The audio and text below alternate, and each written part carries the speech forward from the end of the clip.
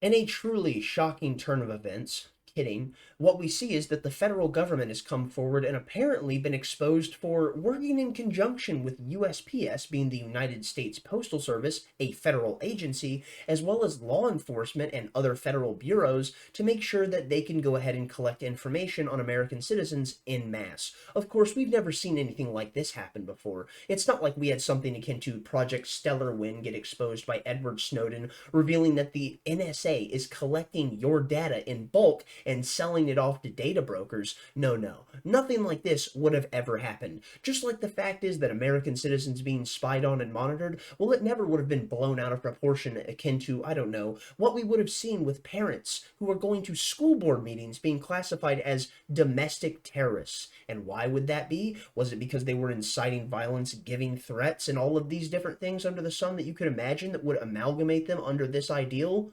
No. In fact, all they did was go to speak openly in these school board meetings in their local counties, and in doing so, they were effectively claiming that they did not want their children being taught the government-mandated propaganda that is being pumped into their younglings' minds. And in doing so, of course, well, this is standing against the regime, you see, and what we have to do is tar and feather these people as nothing more than domestic terrorists. Now let's go ahead and jump in and see what we've got with the United States spying on its citizens. From the Washington Post, law enforcement is spying on thousands of Americans' mail records show. The Postal Service approves thousands of requests every year from police officers and federal agents seeking information from Americans' letters and packages. Jumping in with this article now, here we see the U.S. Postal Service has shared information from thousands of Americans' letters and packages with law enforcement every year for the past decade, conveying the names, addresses, and other details from the outside of boxes and envelopes without requiring a court order. Ah, yes, once again, a federal agency stepping outside the bounds of what is supposed to be the normal operating procedures of the law and superseding that of the structure that civilians operate within. Am I surprised? No. Should you be surprised? Of course not, because this is exactly how government operates. And you can extrapolate this understanding of without requiring a court order outwards to that of the NSA and what we saw with Jake Clapper's testimony to Congress claiming that there was no bulk data collection. But the thing is, they just didn't even need a court order to do so, and then when caught, they will gladly lie through their teeth.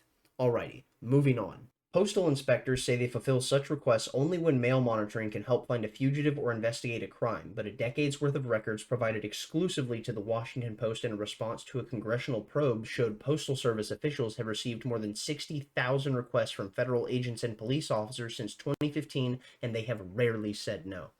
Each request can cover days or weeks of mail sent to or from a person or address, and 97% of the requests were approved according to the data.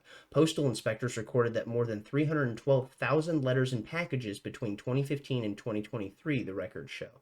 Alrighty, couple of things to go ahead and touch on real quick and then we'll move on. Here it says they fulfill such requests only when mail monitoring can help find a fugitive or investigate a crime. But what you need to do there is take a step back, look at this from a bird's eye view, and realize that the nature in which how government can classify you a criminal will very much open you up to the possibility of being investigated and having your mail monitored. And how is it that they could possibly do something such as this? Well, in the process of casting a wider net by weaving a more nebulous and absurd and felonious claim, we could do something akin to, I don't know, claiming that parents going to school board meetings protesting the actions of those within government education systems are domestic terrorists. And what is a terrorist? A criminal. And what does that give us justification to do? Monitor your mail. Here we see it says 97% of the requests were approved, and I wonder what it is, what the extraneous factors were for these 3% of people that are not actually having their data investigated once these requests were made. I don't know what it is. I wasn't able to find anything on this. If you're familiar, please let me know in the comment section down below. I am very interested in this.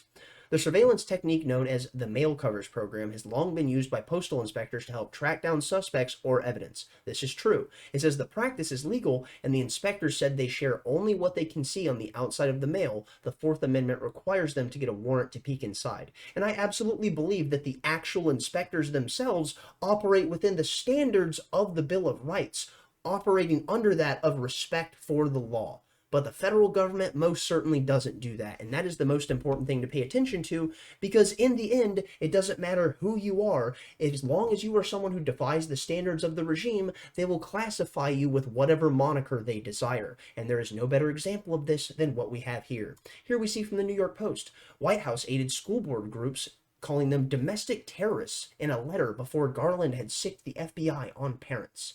That is not an exaggeration. Here we see from Reason Now, AG Merrick Garland tells FBI to investigate parents who yell at school officials about critical race theory. And it's not just about critical race theory, it was also about the COVID policies, the standards of what we saw surrounding the topic of gender. There's a myriad of different processes that were, let's say, being thrust upon the educational landscape, upon children specifically, that parents did not support because they were indoctrinating these children with ideals that defies the standards of what these parents believe in. And the thing is, the only people who would support something like this is those who believe that these children, well, they're not yours. In fact, they're the government. So now let's go ahead and look at what Merrick Garland put forward, the document that he brought to the world to claim that these parents who are speaking out in school board meetings, well, they're nothing more than domestic terrorists. Here you see the entirety of the document, October 4th, 2021. This was sent out by the Office of the Attorney General from Washington, D.C. Here it says, a memorandum for Direct Federal Bureau of Investigations Director, Executive Office for U.S. Attorneys, Assistant Attorney General, Criminal Division, United States Attorney. And then it's from the Attorney General, signed Merrick Garland. The subject, partnership among federal, state, local, tribal, and territorial law enforcement to address threats against school administrators, board members, teachers, and staff. In recent months, there has been a disturbing spike in harassment, intimidation, and threats of violence against school administrators, board members, teachers, and staff who participate in the vital work of running our nation's public schools. While spirited debate about policy matters is protected under our Constitution, that protection does not extend to threats of violence or efforts to intimidate individuals based on their views.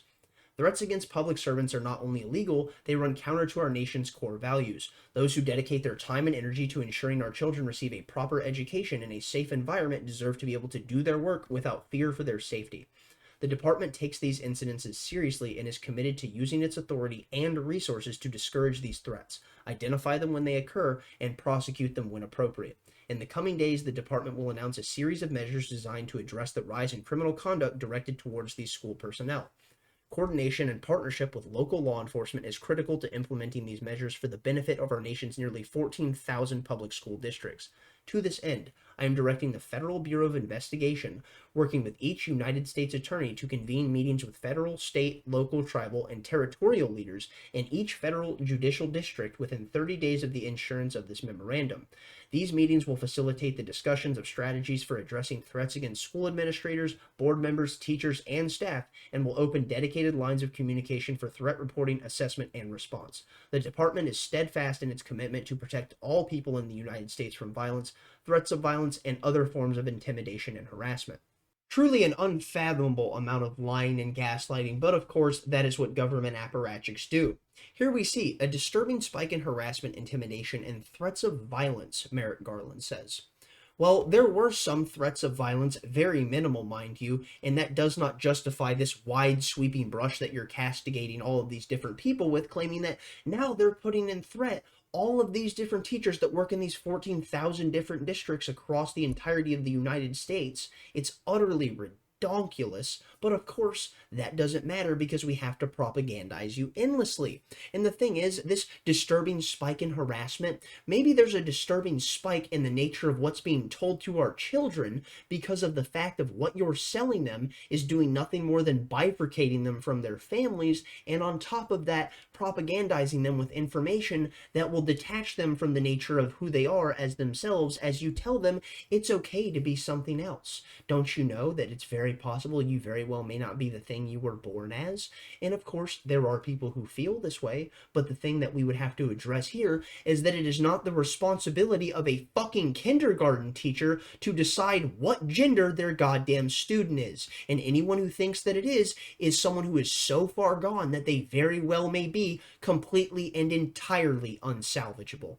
Here we see it says the department takes these incidents seriously. Well, of course you do, because the education system is what is used to create the shock troops for your militia so they can volley the endless narratives into the ether at their opposition, many of the times being their parents as they grow up, because these children who then go into the university system come out entirely different individuals. And it's not because they grew and developed naturally. They were inculcated within that of an echo chamber that pumped them full of ideas that they themselves did not even come up with, and in doing so created an individual who they themselves would have never become without the external stimuli that was exerted upon them. Alrighty, here it says, coordination and partnership with local law enforcement is critical to implementing these measures. And that is the white pill. And why would that be the white pill? My recording software crashed. Anyways, like I was saying, that is the white pill, and the reason it is so pivotal to focus on, because this local level enforcement, these people who are amongst this classification of individuals who are the police officers that are supposed to operate as the security force that serve you, well, here's the deal. If their children are being propagandized with the same nonsense and they see these things being pushed forward and it stands for ideals that are completely and totally in opposition to the framework with which they would like to raise their children, then at what point is it that we see these police officers stand up and say, no, I will not enforce these unjust laws and do the bidding of tyrants? That is the important thing to pay attention to, and I wonder the nature of how this will evolve, because it will be quite interesting to see when this comes down to the base level of localization being the pivotal factor that capsizes the federal government. Because if we are ever going to take on the Leviathan that is the regime itself, by all means, at the base level, you're going to have to win over your school boards, your city councils, and have your sheriffs under the control of those who believe in voluntarism and freedom, removed from the nature of tyranny and centralized power of authoritarian governments, as we see within that of Washington. Because in doing so, they will have no power over you, because the locality you exist within will defy the ethos of what the federal government demands. I'm going to go ahead and call it there. Thank you for watching. If you got this far, thumbs up if you liked it, thumbs down if you didn't. Tell me where I'm wrong in the comment section down below. Stay lovely, stay great, and most importantly, tell someone you love them. Peace out.